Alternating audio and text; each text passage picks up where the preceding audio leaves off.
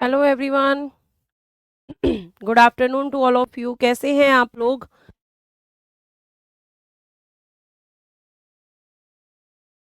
सभी लोग आ जाइए एक बार। पूजा, शिवेंद्र, धर्मेंद्र, सभी को मेरी तरफ से गुड आफ्टरनून, नमस्ते, राधे राधे। कैसे हैं प्यारे प्यारे बच्चों आप? उम्मीद कर रही हूँ आप सभी अच्छे होंगे, अच्छे से अपनी पढ़ाई कर रहे होंगे, रिवीजन भी आपका अच्छा चल रहा होगा। लास्ट क्लास मैंने आपको अच्छे से, मुझे याद है कि मैंने नगर पालिका के बारे में बताया था, म्युनिसिपैलिटी हम पढ़ रहे थे। म्युनिसिपैलिटी के कुछ फैक्ट्स मैंने आपको बताए थे कि सबसे पहले म्युनिसिपैलिटी आपकी मद्रास में बनी, फिर मद्रास के बाद आपकी आपकी कलकत्ता, बंबई और मद्रास, फिर तीनों जगह पर वो बन गई। यहां तक मैंने आपको नगर पालिका में फैक्ट बताया था, मतलब कि मैंने आपको बताया था कि सबसे पहले 1687 में मद्रास में नगर निगम बना था। मद्रास में क्या बनाया गया था? नगर निगम, यानी कि म्युनिसिपैलिटी जो है, सॉरी, म्युनिसिपल कॉरपोरेशन। क्या बना था? Municipal corporation, municipal corporation. ठीक है, ये आपका बनाया गया था सबसे पहले मद्रास में, मैंने आपको बताया था। फिर बेटा 1793 का एक चार्टर एक्ट आया था, चार्टर एक्ट। इसमें मैंने आपको बताया था कि इसमें तीन जगह पर नगर निगम बने थे, कलकत्ता, बम्बई और मद्रास। कलकत्ता, बम्बई और मद्रास, इन तीनों जगह पर क्या हुआ था बेटा? तीनों जगह पर नगर निगम बने, तीनों जगह पर म्युनिसिपल कॉरपोरेशनों की स्थापना की गई थी। ये मेरे को अच्छे से याद है कि ये मैंने लास्ट फैक्ट लिखवाया था। और उसके बाद 1919 का अधिनियम मैंने आपको बताया था, है ना? फिर मैंने आपको बताया था कि जो 1919 का अधिनियम है, 1919 का भारत शासन अधिनियम, 1919 का भारत शासन अधिनियम, जो मैंने आपको बताया था, इसमें बताया था कि इसमें क्या किया गया था? इसमें नगर पालिका का स्पष्ट प्रावधान, नगर पालिका का स्पष्ट प्रावधान, का स्पष्ट प्रावधान, ठीक है, ये यहाँ पर किया गया था। लास्ट क्लास में यहाँ आपकी जो है लास्ट लाइन थी। ठीक है, क्या मेरे कमेंट नहीं आ रहे हैं? मेरे मेरे पास सभी के कमेंट्स आ रहे हैं। कुछ बच्चे मेरी तबीयत के लिए पूछ रहे हैं, मैम आप तो बहुत ज़्यादा गैप हो गया। कोई बात नहीं, इसीलिए मैंने दोबारा यहाँ पर लिख दिया है, क्योंकि गैप हो गया था। बेटा मेरी तबीयत खराब थी, जिस वजह से आपकी क्लासेस डिस्टर्ब हो गई थी। अब आपकी क्लासेस डिस्टर्ब नहीं होंगी, कोई भी क्लास अब आपकी जो है बंद नहीं होगी। मेरी तबीयत खराब होने की वजह से ही आपकी क्लास डिस्टर्ब हुई हैं, उसके लिए मैं आपसे क्षमा प्रार्थी हूँ, उसके लिए मैं माफ़ी मांगना चाहूँगी कि आप लोगों को मेरी वजह से असुविधा हुई, लेकिन आगे ऐसी कोई असुविधा ना हो इसका मैं ज़रूर प्रयास करूँगी। तो आप सभी अब यहाँ से आगे पढ़ने की कोशिश करेंगे। नगर पालिका की जो बातें हैं, जिसमें मैंने 74वां संविधान संशोधन, वो लास्ट क्लासेस में मैं आपको बता चुकी हूँ कि क्या हुआ था, ये संविधान के किस पार्ट में है, किस आर्टिकल से किस आर्टिकल तक इनका प्रावधान है, ये सारी बातें आपसे मैं कर चुकी हूँ। अब मुझे यहाँ पे आपको बताना है कि जो म्युनिसिपैलिटीज होती हैं, इसमें एक फैक्ट और लिखना है। इस लास्ट इस ये आपका एक फैक्ट हो गया, ठीक है, एक फैक्ट तो आपका ये हो गया, एक फैक्ट ये हो गया, एक फैक्ट ये हो गया। अब एक फैक्ट और लिखना कि 1924 एवं 1925, 1924 एवं 1925 में पंडित जवाहरलाल नेहरू, पंडित जवाहर लाल नेहरू, ठीक है, पंडित जवाहरलाल नेहरू, 1924 एवं 1925 में पंडित जवाहरलाल नेहरू इलाहाबाद नगर पालिका के अध्यक्ष चुने गए। इलाहाबाद, जिसको बेटा आज हम प्रयागराज कह रहे हैं, इलाहाबाद यानी कि प्रयागराज, ठीक है। इलाहाबाद नगर पालिका, इलाहाबाद नगर पालिका के अध्यक्ष, इलाहाबाद नगर पालिका यानी कि म्युनिसिपैलिटी, नगर पालिका के अध्यक्ष यानी कि चेयरमैन चुने गए, चुने गए। ठीक है, मींस इनको यहाँ पे सिलेक्ट किया गया नगर पालिका के चेयरमैन के रूप में। ठीक, ये आपको ध्यान रखना है। आगे अगर हम बात करते हैं तो ये तो आपके फैक्ट हो गए। अब फैक्ट के बाद में मैं एक बार आपको चीजें बताऊंगी जिसमें क्विक रिवीजन की तरह भी आप देख सकते हैं कि अगर मैं आपसे बात करूं यहाँ पर कि भाई जो ये नगर पालिका है इनके इतिहास के बारे में मैंने आपको बताया है कि इतिहास में ऐसा हुआ था कि 1687 में नगर निगम बन गया था, फिर 3 जगह पर 1793 में बना और 1924 और 25 में जो पंडित जवाहरलाल नेहरू हैं ये नगर पालिका के अध्यक्ष चुने गए थे। ये सारी बातें आपको ध्यान रखनी है।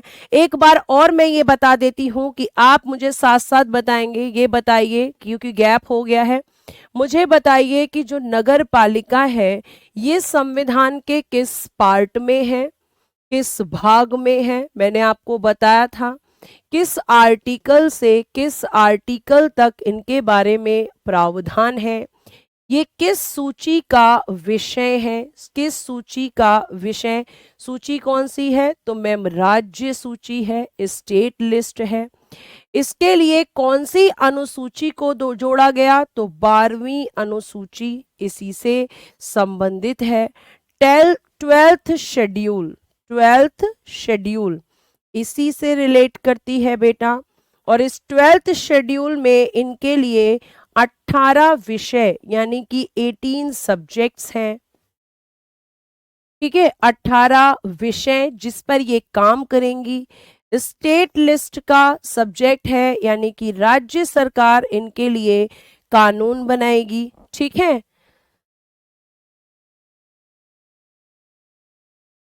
ठीक है, भाग 9 का ए, बहुत बढ़िया बहुत बढ़िया। ठीक है, बहुत बढ़िया। चलिए आगे देखते हैं। आगे आपने बताया है मुझे कि मैम पार्ट 9 का ए है, बहुत बढ़िया। पार्ट 9 का ए है, बहुत बढ़िया। आर्टिकल 243 के पी से लेकर 243 के जेड जी तक मैम इनके बारे में प्रावधान है, आपने बताया है। ठीक, उसके बाद मैंने बताया था कि नगर पालिका को संवैधानिक बनाने के लिए अगर हम इनके संवैधानिक दर्जे की बात करते हैं, संवैधानिक दर्जा यानी कि कॉन्स्टिट्यूशनल स्टेटस, जब कॉन्स्टिट्यूशनल स्टेटस मिल गया तो बेटा फिर यहाँ पर इनकी ये स्थिति है। ठीक है, कॉन्स्टिट्यूशनल स्टेटस मिलने के बाद। लेकिन प्रथम प्रयास, फर्स्ट एफर्ट किसने लगाया था, प्रथम प्रयास, फर्स्ट एफर्ट आप सभी को मैंने बताया है पीएम राजीव गांधी, पीएम राजीव गांधी इन्होंने फर्स्ट एफर्ट प्यारे बच्चे लगाया था। और फिर उसके बाद में किसने इसको संवैधानिक बनाया, पीवी नरसिंह राव, पीवी नरसिंह राव। इनके टाइम पर क्या हुआ था, ये क्विकली क्यों बता रही हूं मैं आपको क्योंकि यहां तक पढ़ा चुकी हूं। पीवी नरसिंह राव ये कौन है, नेक्स्ट पीएम बने थे राजीव गांधी के बाद। इन्होंने 74वां संविधान संशोधन करवाया 1992 में। ये बिल आपका आया था 74वां संविधान संशोधन विधेयक जिसको 22 दिसंबर 1992 में लोकसभा ने पास किया। 23 दिसंबर 1992 को राज्यसभा ने पास कर दिया। बताया था आपको, सारा कुछ आपको बताया था, सिर्फ एक क्विक रिवीजन मैं आपको दे रही हूं ताकि आपको चीजें पता चल जाएं। फिर उसके बाद में डॉक्टर शंकर दयाल शर्मा, डॉक्टर शंकर दयाल शर्मा जो बेटा इस समय आपके देश के राष्ट्रपति यानी कि प्रेसिडेंट हुआ करते थे। ठीक है, राष्ट्रपति यानी कि प्रेसिडेंट। इन्होंने क्या किया था, इन्होंने मैम 20 अप्रैल 1993 को सिग्नेचर किया, 1993 सिग्नेचर। और जब इन्होंने इसको साइन कर दिया, इस पर हस्ताक्षर कर दिया, तो आप सभी जानते हैं कि ये बिल मैम एक एक्ट में कन्वर्ट हो गया। है ना। ये बिल एक एक्ट बन गया, एक अधिनियम बन गया, और जब ये अधिनियम बना तो आपने हमें लास्ट क्लास में ही बताया था कि जब ये बिल साइन हो गया तो 1 जून 1993 से ये लागू यानी कि एग्जीक्यूट हो गया। यहां तक सब मैंने आपको बता दिया था, कोई बात नहीं, एक बार रिवीजन हो गया। ये आपके म्युनिसिपैलिटी के सारे फैक्ट हो गए, ये इसका कॉन्स्टिट्यूशनल प्रोविजन हो गया। अब हम बात करते हैं इनके कंपोजिशन की कि किस तरीके से इनका गठन होता है। तो अगर मैं आपसे बात करूं तो आप सबसे पहले अब हम आराम से पढ़ेंगे, लिखेंगे आर्टिकल 243 का क्यू, जिसमें क्या है, नगर पालिका का गठन, नगर पालिका का गठन, composition of municipalities, composition of municipalities. जिस तरीके से बेटा आपकी पंचायत का त्रिस्तरीय, 3 स्तरों पर गठन है, उसी तरीके से नगर पालिकाओं का भी है, सेम उसी तरीके से, है ना। तो नगर पालिकाओं का गठन, कंपोजिशन ऑफ म्युनिसिपैलिटी की जब हम बात करते हैं तो गठन में क्या लिखेंगे कि इनका गठन भी मैम त्रिस्तरीय है, ठीक है, 3 स्तरीय, 3 टायर, 3 टायर, ठीक, त्रिस्तरीय, 3 टायर, जिसमें पहला लिखेंगे नगर पंचायत, इंग्लिश में भी लिखेंगे नगर पंचायत, नगर पंचायत। और ये कहाँ बनती है मैम नगर पंचायत? ये बनती है बेटा ऐसे क्षेत्रों में, ऐसे क्षेत्रों में गठन जो गांव से, जो गांव से शहर में परिवर्तित, जो गांव यानी कि विलेज, जो गांव से शहर यानी कि सिटी, जो गांव से शहर में परिवर्तित हो रहे हों, परिवर्तित यानी कि कन्वर्ट हो रहे हों, बेटा इनको कई बार आप कस्बा कहते हो, आप कई बार इनको कस्बा कहते हो। मतलब आपका जो नगर पंचायत का कंपोजिशन होगा वो ऐसी जगह पर होगा जो गांव आपके शहर में कन्वर्ट हो रहे होंगे। मतलब कुछ ऐसी सुविधाएं होंगी जो गांव में होंगी और कुछ ऐसी जो शहर में होंगी, जिसको आप कई बार कस्बा भी कहते हो। यह आपको ध्यान रखना है, जिसको आप क्या कहते हो, कस्बा भी कहते हो।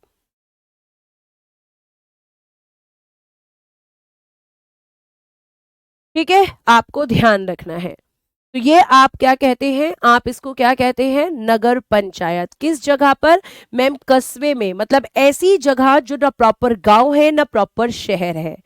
ठीक, नगर पंचायत के बाद बेटा दूसरा स्तर यहां पर आता है, दूसरा स्तर यहां पे आता है नगर पालिका परिषद। दूसरा स्तर क्या आएगा, नगर पालिका परिषद। ठीक है, नगर पालिका परिषद यानी कि म्युनिसिपल काउंसिल, म्युनिसिपल काउंसिल।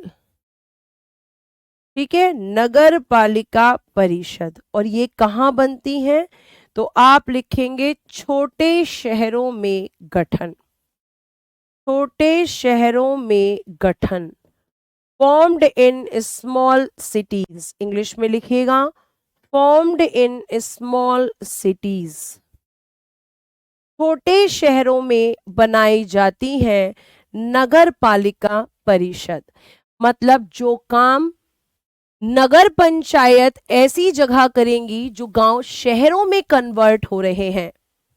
ठीक है, अमर आपको बहुत देर हो गई है, ठीक है, अगर मैं कुछ नहीं कह रही हूं और आपके कमेंट्स को इग्नोर कर रही हूं, तो इसका मतलब ये नहीं है कि मैं आपको कुछ कह नहीं सकती हूं। ठीक है, सिर्फ आपके कहने से, सिर्फ और सिर्फ आपके कहने से चीजें खराब नहीं हो जाएंगी। मैंने ऐसा क्या गुनाह किया है अभी तक मुझे ये समझ में नहीं आ रहा है कि मेरी कॉपी का पेज इतना बड़ा नहीं है। अगर आपकी कॉपी का पेज इतना बड़ा नहीं है तो आप उसको नीचे लिख दो, ऊपर लिख दो, साइड में लिख दो। आप अपने तरीके से नोट्स बनाओ। आपका भी तो कुछ फॉल्ट हो सकता है, ये सारा फॉल्ट टीचर का ही होता है। ठीक है, और आप जो इस तरीके से मुझसे बात कर रहे हैं आप बिल्कुल नहीं कर सकते हैं। मुझे बिल्कुल, आप मेरी क्लास बिल्कुल मत करिए। मैं आपसे कह ही नहीं रही हूं कि आप मेरी क्लास करिए। ठीक है, आप बिल्कुल क्लास मत करिए, लेकिन इस तरीके के कमेंट आप करेंगे मैं ब्लॉक नहीं कर पाऊंगी, यहां से ब्लॉक कर दिया जाएगा, फिर आप लोग जो है कहेंगे कि मुझे ब्लॉक कर दिया गया है। लेकिन आप नहीं देखते हैं मैंने ऐसा क्या गलत लिख दिया है, जरा ये बता दीजिए। और ये तो आपको लिखना ही नहीं है, ये तो मैं पिछली क्लास में लिखवा चुकी हूं। आपको नहीं पढ़ना है तो आप मत पढ़िए। मैंने जबरदस्ती थोड़ी की है आपसे कि आप आके मेरी क्लास को लीजिए। कुछ भी आपको बोलना होता है, बस बोलने से मतलब है। एक एक चीज मैं रिवाइज करवा रही हूं आपको दो दो तीन तीन बार चीजें बता रही हूं, आपके सारे कमेंट्स के आंसर्स कर रही हूं, पर आपको कोई एफर्ट ही नहीं दिख रहा टीचर का। बस आना है, एक कमेंट लिखना है, और इग्नोर कर रहे हैं तो हमें दोबारा लिखना है, फिर इग्नोर कर रहे हैं तो हमें तिबारा लिखना है। क्या मतलब है इस बात का क्लास के अंदर? अब मैं चीजें एकदम सीक्वेंस में आपको बता रही हूं। ये वो परिभाषा है जो एनसीईआरटी में लिखी हुई है, और आप जो है अपनी ही चीजों पे रहते हैं।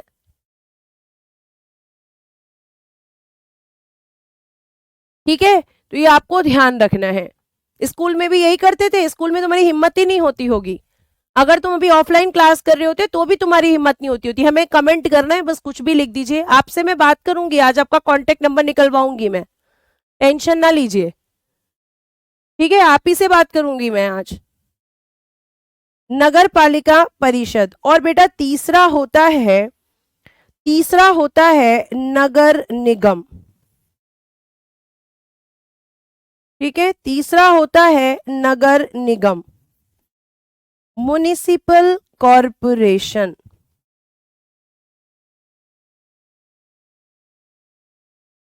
म्युनिसिपल कॉरपोरेशन जो आपने अभी पढ़ा, और इनका गठन लिखिएगा बड़े शहरों में गठन, बड़े शहरों में गठन। ठीक है प्यारे बच्चे, formed in big cities, formed in big cities. ठीक है बेटा, यह आपको ध्यान रखना है।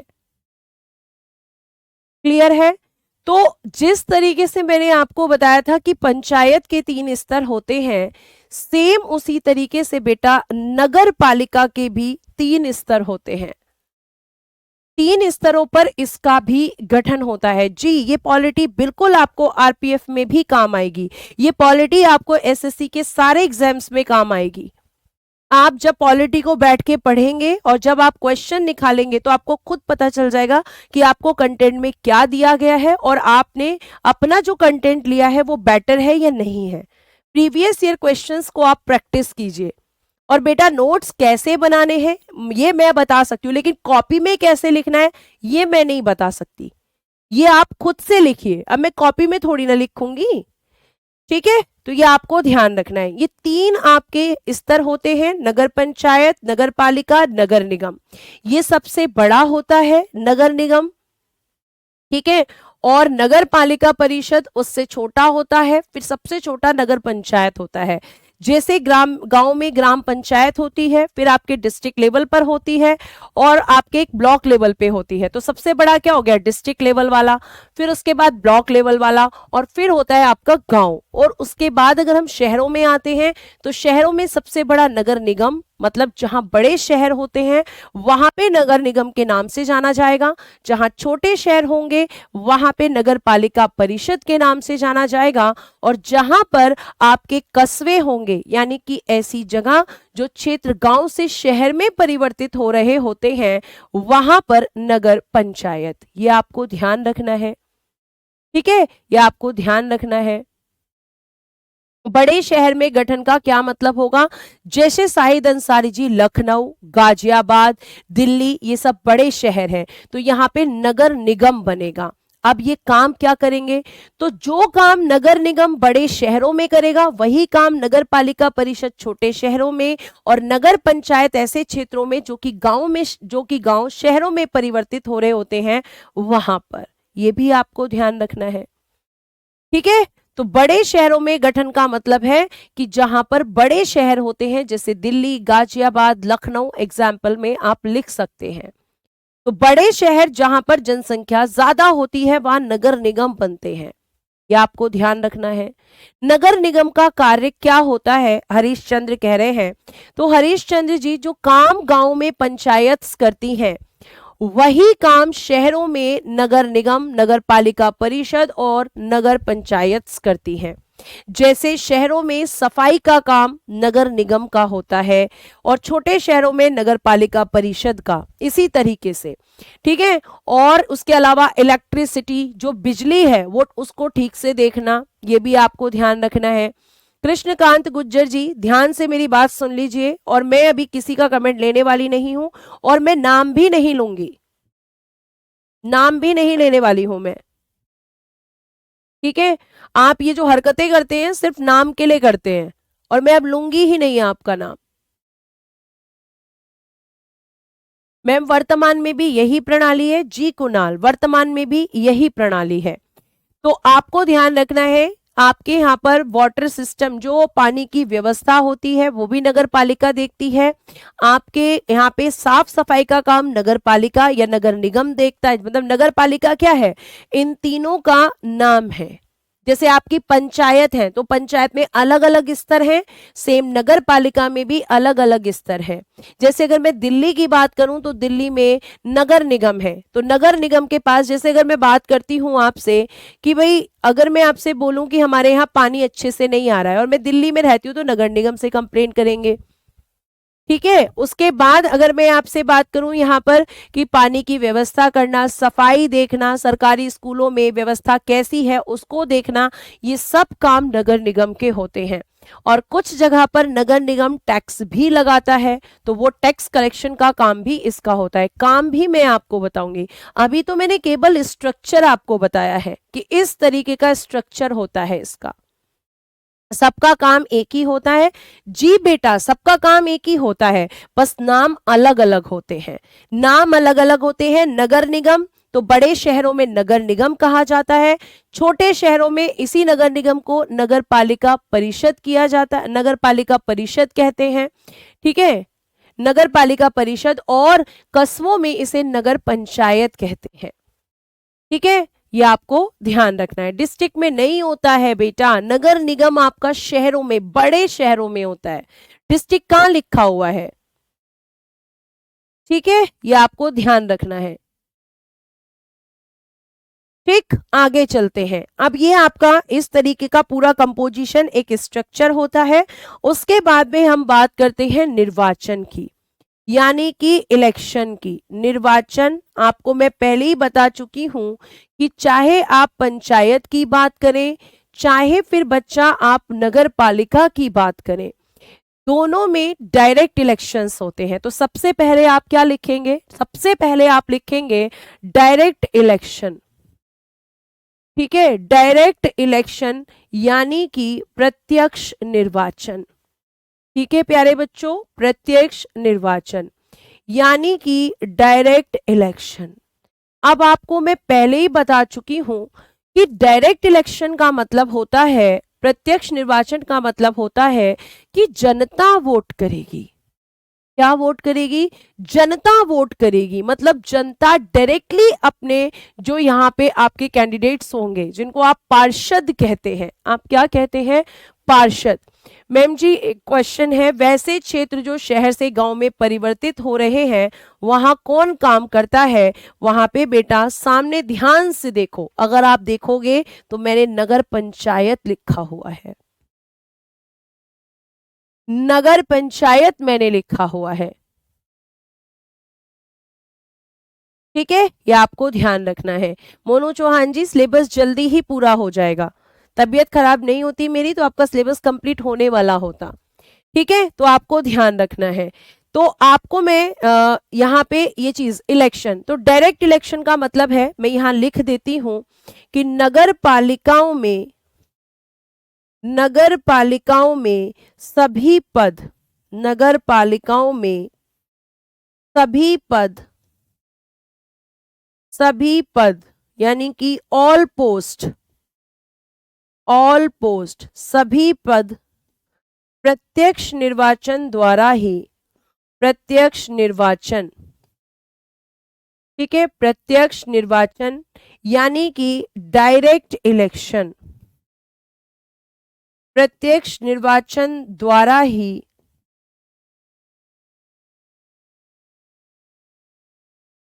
भरे जाएंगे।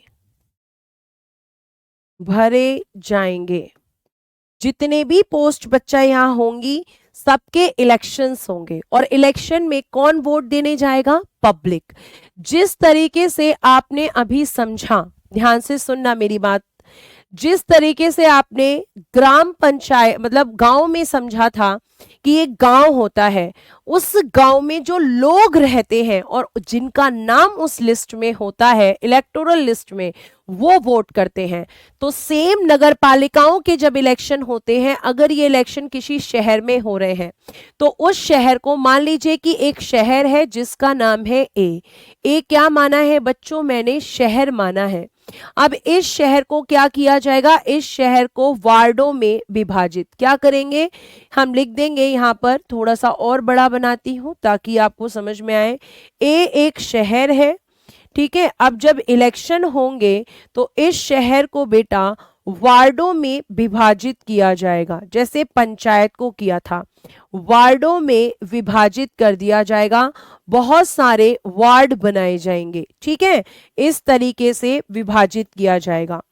और बेटा हर एक वार्ड में आपका एक कैंडिडेट खड़े होंगे, उम्मीदवार खड़े होंगे, और वो जो उम्मीदवार खड़े होंगे उनमें से आप क्या करेंगे?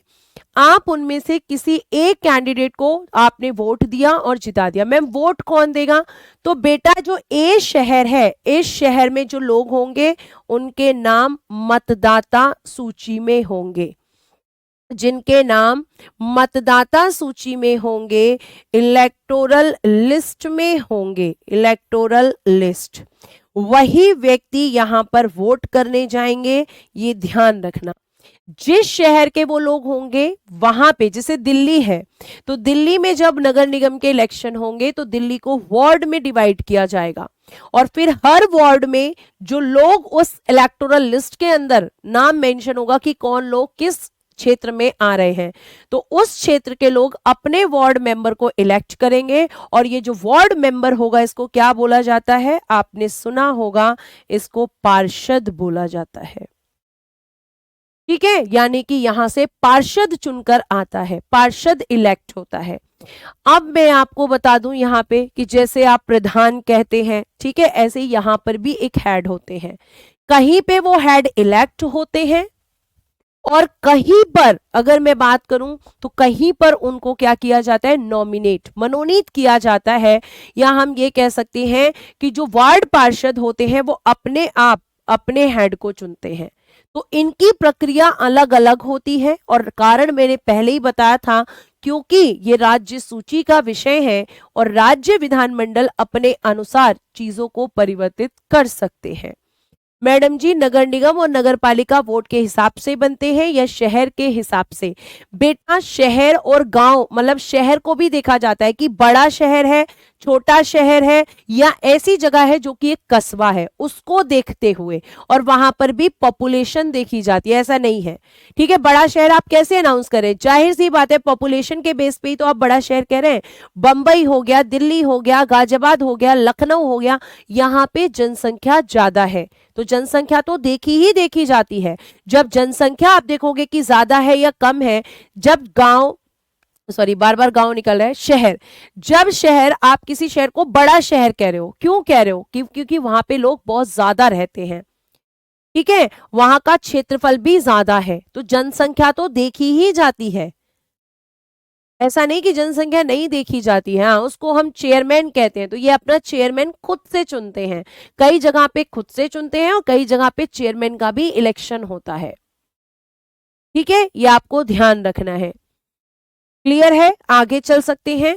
तो ये आपका इस तरीके से डिवाइड होता है, इलेक्शन होते हैं, सारे पोस्ट बाय इलेक्शन यहां पर फुलफिल किए जाते हैं, इन चीजों को ध्यान रखना।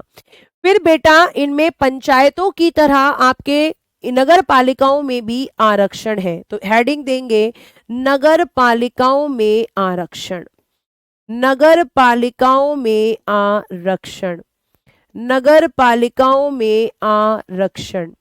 रिजर्वेशन इन म्युनिसिपैलिटीज लिखिएगा, रिजर्वेशन इन म्युनिसिपैलिटीज,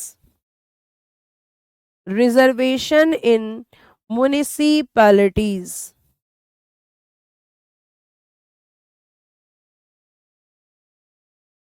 और ये है प्यारे बच्चे आर्टिकल 243 का टी, और वहां पर था आर्टिकल 243 का डी।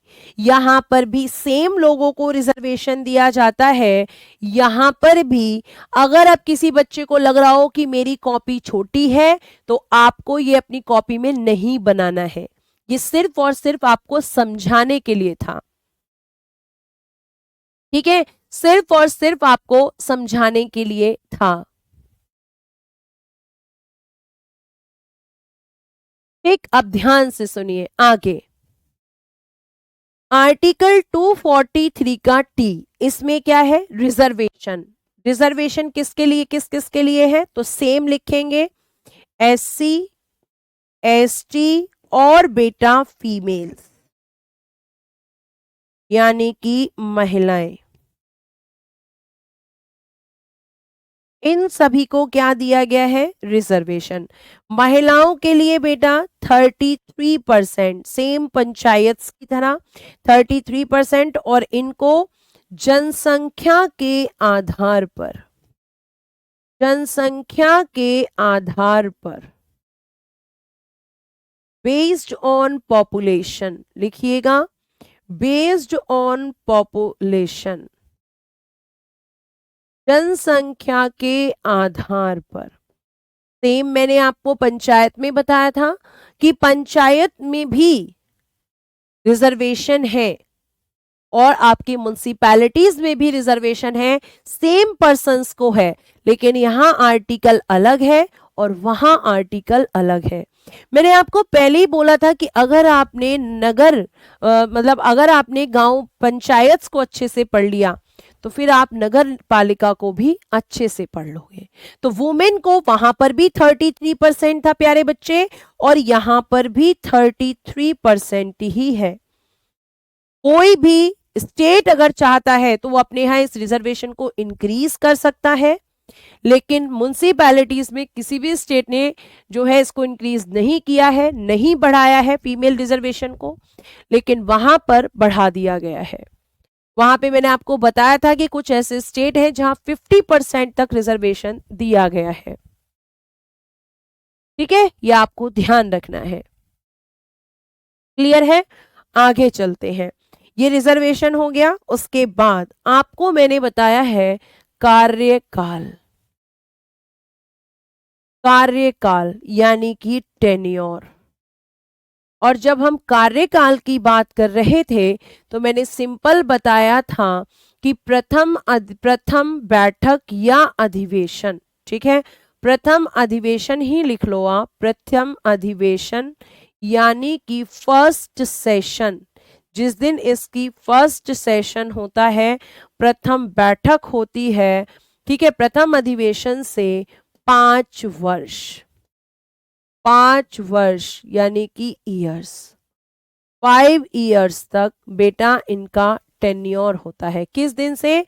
तो मैम जिस दिन इनका सेशन होता है उस दिन से, है ना। हाँ जी, बिहार में, उत्तराखंड में, बिल्कुल सही बोल रहे हैं आप। ठीक है, आगे देखिए। तो प्रथम अधिवेशन से कितना होता है? 5 वर्ष तक होता है। उसके बाद अगर मैं कार्यकाल में बात करूं तो सेम पंचायत वाली चीजें होंगी जो मैंने आपको वहां बताए थे, कि अगर हम बात करें कि इसको ध्यान रखना है, 5 वर्ष, एक लाइन लिखना, 5 वर्ष का कार्यकाल, 5 वर्ष का कार्यकाल यानी कि tenure of 5 years, tenure of 5 years, 5 वर्ष का कार्यकाल पूर्ण होने से पहले, पूर्ण होने से पहले, पहले ही नई नगर पालिकाओं के, नई नगर पालिकाओं के लिए, नई नगर पालिकाओं के लिए, for new municipalities, for new municipalities,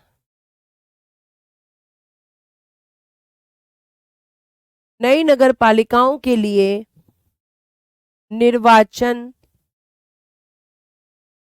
संपन्न,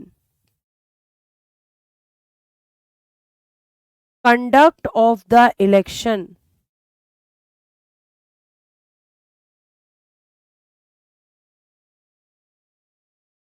निर्वाचन संपन्न करा लिए जाते हैं। ठीक है, पहले ही करा लिए जाते हैं, चाहे आप गांव की बात करें, चाहे आप शहरों में बात करें। अगर हम पंचायत की बात करेंगे तो नगर पालिका की जगह इस लाइन में केवल पंचायत लिखना। मैम अधिवेशन बैठक को कहते हैं, अल्पा कह रही है। बेटा अधिवेशन के अंदर कई सारी बैठकें होती हैं, अल्पा। मैंने ये आपको पार्लियामेंट में भी, विधानमंडल में भी बताया था कि अधिवेशन, सेशन या सत्र एक चीज होती है और एक अधिवेशन के अंदर कई सारी बैठकें होती हैं। जैसे आपका एक मिनिस्ट्री होती है, एक मंत्रालय होता है, उस मिनिस्ट्री के अंदर बहुत सारे डिपार्टमेंट होते हैं, ऐसे ही एक अधिवेशन में कई सारी मीटिंग्स होती हैं, तो अधिवेशन के अंदर बैठकें आती हैं, अल्पा आपके प्रश्न का उत्तर है। ठीक है, ये आपको ध्यान रखना है। निर्वाचन पहले, बच्चे कह रहे हैं कितने पहले, तो पहले का मतलब है, सॉरी एक मिनट, हाँ बेटा यहाँ पे पहले का मतलब है, बिल्कुल सही बोल रहे हैं आप, लिख सकते हैं ब्रैकेट में 6 months, कितना, 6 माह पहले, इतना पहले बताया था आपको। आगे देखिए, एक मैंने आपको बताया था, यदि कोई नगर पालिका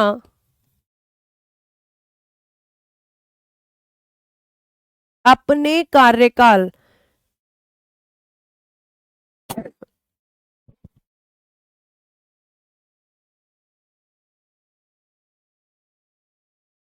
सॉरी, यदि कोई नगर पालिका अपने कार्यकाल, अपने कार्यकाल यानी कि टेन्योर, अपने कार्यकाल के पूर्ण होने से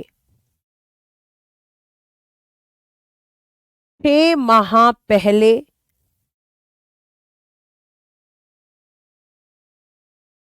या उससे भी कम समय पहले, 4 महीने, 5 महीने या उससे भी कम समय पहले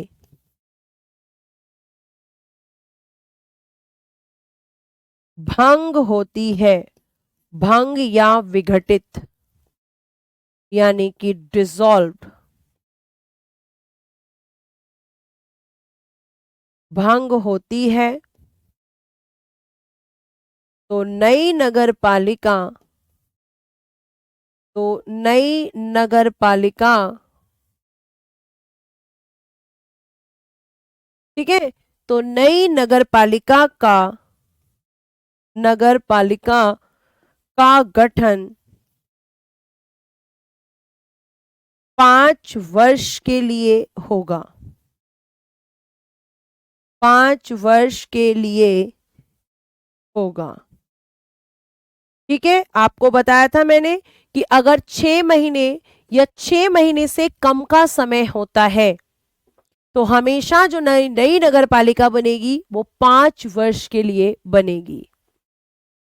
ठीक है, ये आपको ध्यान रखना है। न्यू नगर पालिका बनाने के लिए हाँ 5 साल का समय होगा पूरा। नई नगर पालिका 5 वर्ष के लिए बनेगी क्योंकि 6 माह पहले या उससे भी कम समय पहले विघटित होती है। लेकिन अगर 6 यहीं पे आप दूसरे पेन से लिखेंगे, यहीं पे दूसरे पेन से मैं लिख दूंगी लेकिन यदि नगर पालिका 6 माह से, लेकिन यदि ये नगर पालिका ऐसे लिखना, लेकिन यदि ऐसे लिखो, लेकिन यदि कोई नगर पालिका,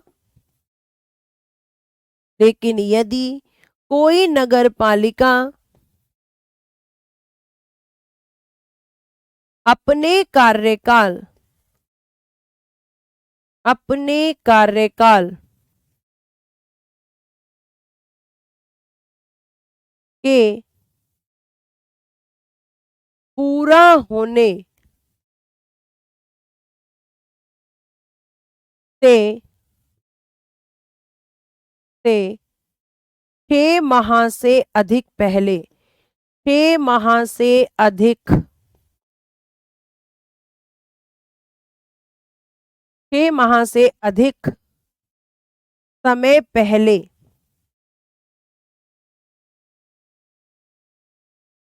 विघटित होती है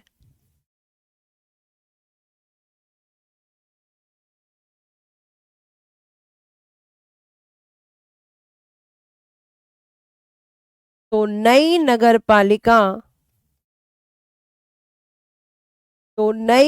पालिका शेष कार्यकाल के लिए बनेगी। शेष कार्यकाल, रिमेनिंग टेन्योर,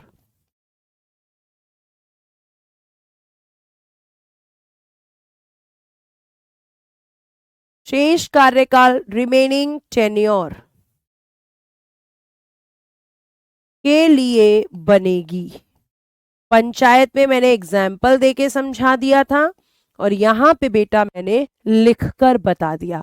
अब आपके पास क्या हो गया, आपके पास एग्जाम्पल्स के थ्रू भी पढ़ना हो गया और थ्योरी भी आपके पास आ गई है। 6 साल तक भी हो सकता है, 6 ईयर तक भी हो सकता है, 6 इयर्स नहीं होगा बेटा, मंथ्स होगा। 6 इयर्स कैसे कर दोगे, 6 साल तो कार्यकाल ही नहीं है, कार्यकाल ही 5 साल है। ठीक है, ये आपको ध्यान रखना है। तो डिसॉल्व कौन कर रहा है इसको, डिसॉल्व करने वाले कौन होते हैं, क्वेश्चन बहुत पूछा गया है। तो डिसॉल्व करने वाले वही लोग होते हैं जो इनको बनाते हैं।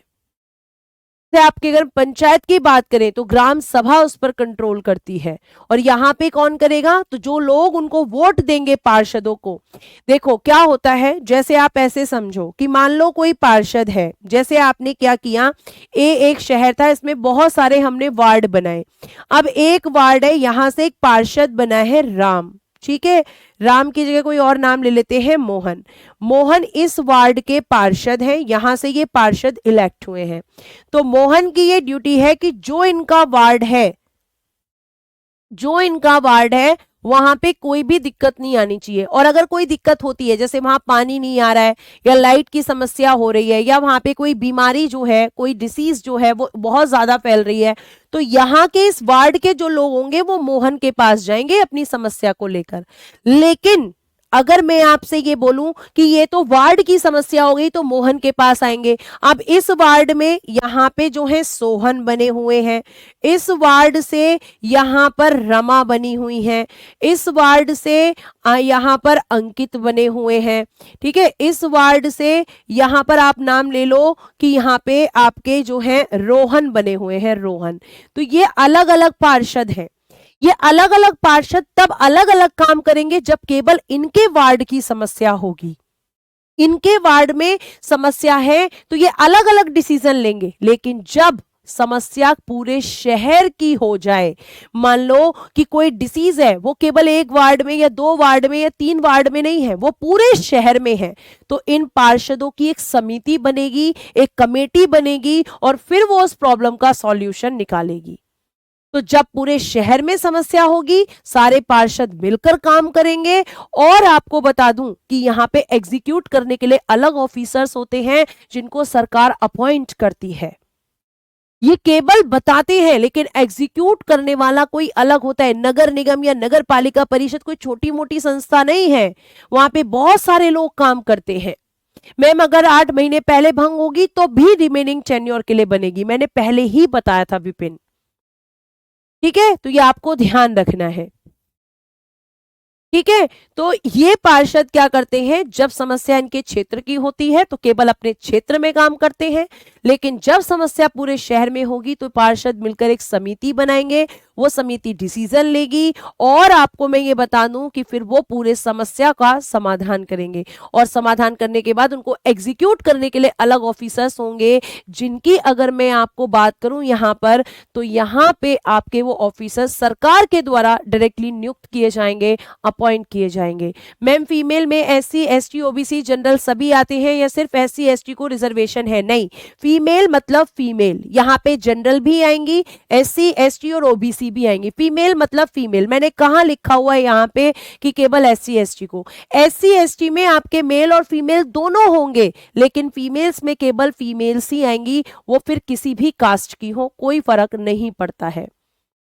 समझ में आया? तो ये आपका इस तरीके से वार्ड होते हैं। जिस तरीके से गांव में आप पंचों से शिकायत करते हो, उस तरीके से शहरों में पार्षदों से शिकायत होती है।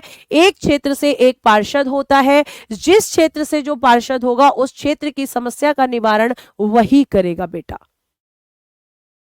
ठीक है। ये आपको ध्यान रखना है। रमा का टेन्योर कितने दिन का होगा? जितना बाकी का, भाई 5 साल सबका टेन्योर होगा।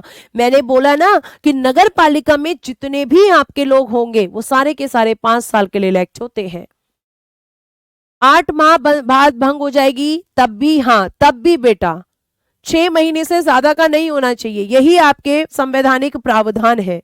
उसके बाद आपने क्या लिखनी है? आपको लिखनी है योग्यताएं, कि भाई मेंबर बनने के लिए क्या क्वालिफिकेशन होनी चाहिए। योग्यताएं चाहिए हमें, क्वालिफिकेशंस, ठीक है। क्वालिफिकेशन सेम होंगी दोनों की। मैंने आपको बताया था कि एक तो रहता ही रहता है आपका, सागर थोड़ी देर बंद कर दो। क्वालिफिकेशंस योग्यताएं, अगर मैं इससे बात करती हूं क्वालिफिकेशंस की, तो आप क्या लिखेंगे? भारत का नागरिक, ठीक है। भारत का नागरिक यानी कि सिटीजन ऑफ इंडिया। प्यारे बच्चे, सिटीजन ऑफ इंडिया पहली क्वालिफिकेशन कंपलसरी होती है। दूसरा आपको लिखना है इनकी मिनिमम एज, मिनिमम एज यानी कि न्यूनतम आयु, न्यूनतम आयु ये कितनी होती है? न्यूनतम आयु, तो आप लिखेंगे कि न्यूनतम आयु होती है 21 वर्ष। आपको पार्षद बनने के लिए 21 वर्ष की होती है, ये आपको ध्यान रखना है, ठीक। आगे देखिएगा, यहां पर आगे हम बात करते हैं, हाँ यहां देखो, ठीक है। मिनिमम एज न्यूनतम आयु 21 वर्ष, और बाकी लिखना बाकी अन्य योग्यताएं, अन्य योग्यताएं, अन्य योग्यताएं, अदर क्वालिफिकेशंस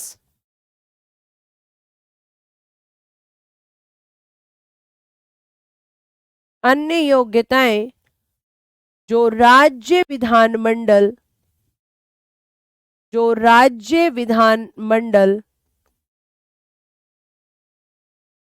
मतलब state legislature,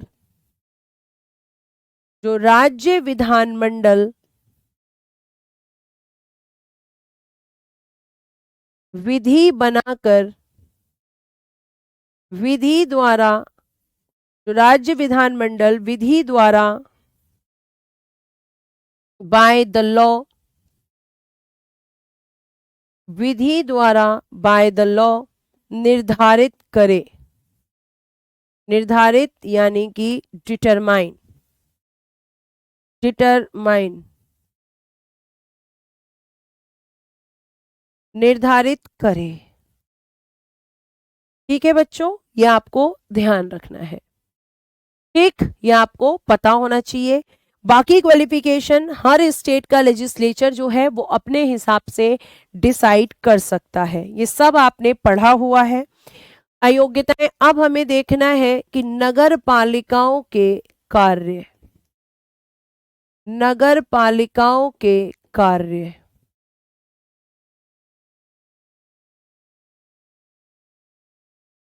functions of municipalities, functions of municipalities.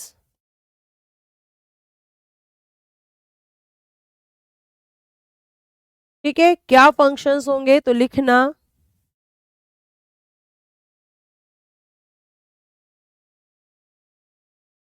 आर्थिक विकास, सामाजिक न्याय और आर्थिक विकास, सामाजिक न्याय यानी कि सोशल जस्टिस, सामाजिक न्याय और एंड सामाजिक न्याय और आर्थिक विकास, इकोनॉमिक डेवलपमेंट, इकोनॉमिक डेवलपमेंट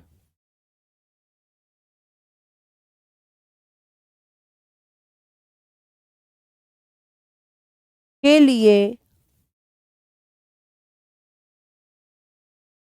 लिए योजनाएं यानी कि स्कीम्स, योजनाएं बनाना,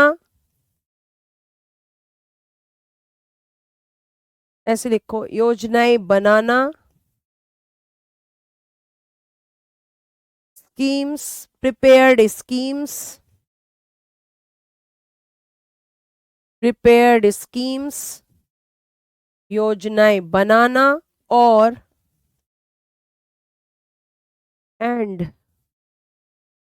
लागू करना, लागू यानी कि एग्जीक्यूट, लागू करना। ठीक है, इसी को हम क्या कहते हैं, ये आपको ध्यान रखना है।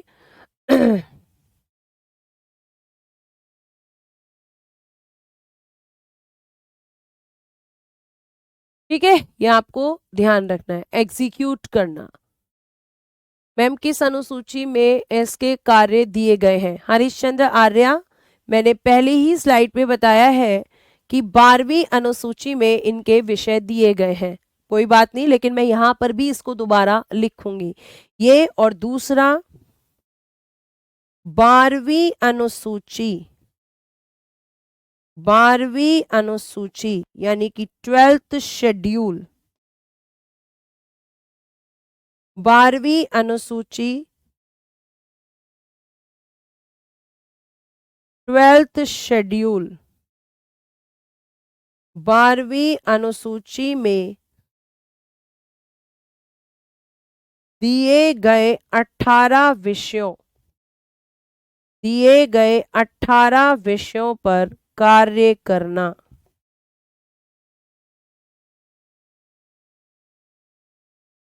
ये सब इसके काम होते हैं और मैं आपको ये पहले ही बता चुकी हूँ कि इसका इलेक्शन स्टेट इलेक्शन कमीशन कराता है, जो मैं आपको लास्ट क्लास में बता चुकी हूँ।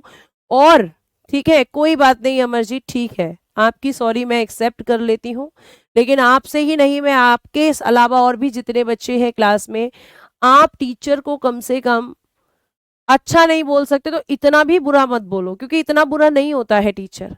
वो आपका कभी बुरा नहीं कर सकता, वो अपना बुरा कर सकता है, लेकिन आपके लिए कभी बुरा सोच भी नहीं सकता। करना तो बहुत बड़ी बात होती है। डिटरमाइन क्या होता है? डिटरमाइन का मतलब होता है निर्धारित करना किसी चीज को। गौतम राज, तो ये आपको मैंने पहले भी बताया था कि दोनों के काम सेम होंगे।